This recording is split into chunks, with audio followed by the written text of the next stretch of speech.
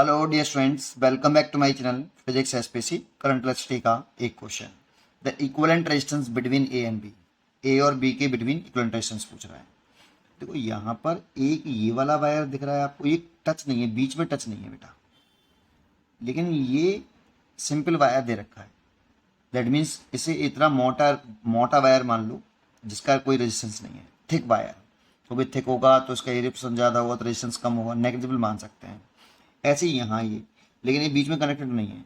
For thick wire, for thick wire का हम resistance negligible मान सकते हैं, दैट मीन जीरो।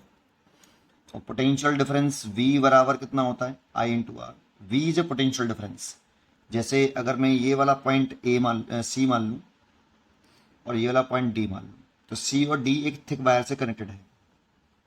तो C का पोटेंशियल और D का potential, that means potential difference between C एंड D is equal to current I, resistance zero.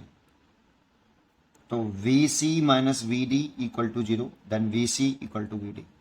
तो C और D का पोटेंशियल हम सेम मानेंगे। मान लो वो x वोल्ट है, तो इस पॉइंट का पोटेंशियल अगर मैंने x वोल्ट मान लिया, इस पॉइंट का भी x वोल्ट।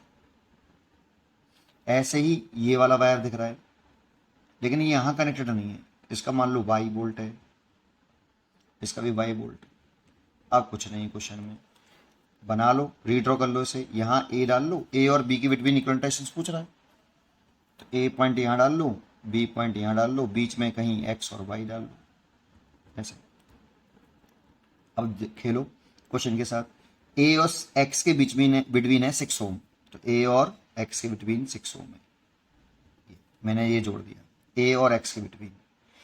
देखो ये दोनों सीरीज में है, क्योंकि x और y के बीच में है ये, तो इसमें करंट एक ही ब्रांच में है, तो करंट सेम होगी इसमें।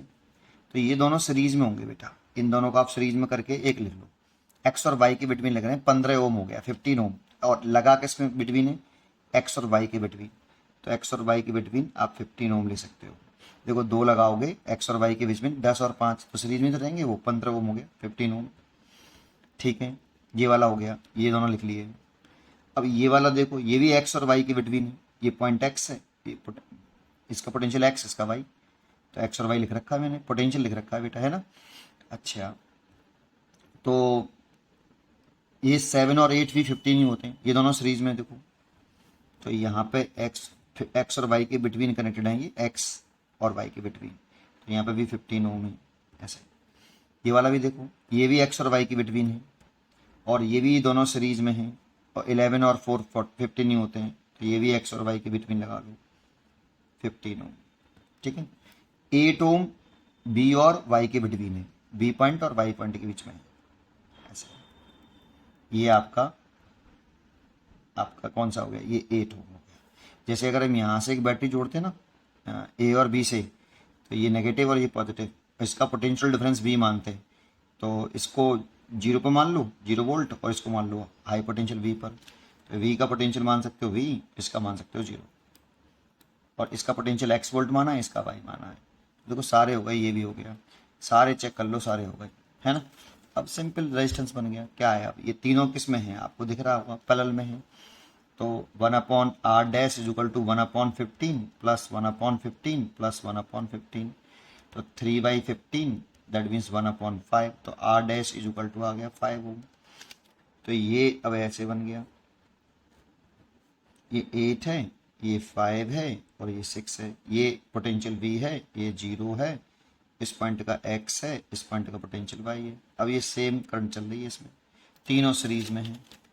तो 8 और 6 14, 14 और 5 19, 6 8 और 6 14 हो गए, 14 और 5 19, 19 ओम आ गया। R equivalent is equal to series में ना ये, तो 6 + 5 + 8, तो ये जो आ गया 19 ओम आ गया आंसर, R इक्वलेंट 19 ओम, इसीलिए इसका आंसर होगा 19 ओम। इजी क्वेश्चन था, थोड़ा सा ये कंसेप्ट इस तरह से पता होना चाहिए। पढ़ते रहिए और खुश रहिए।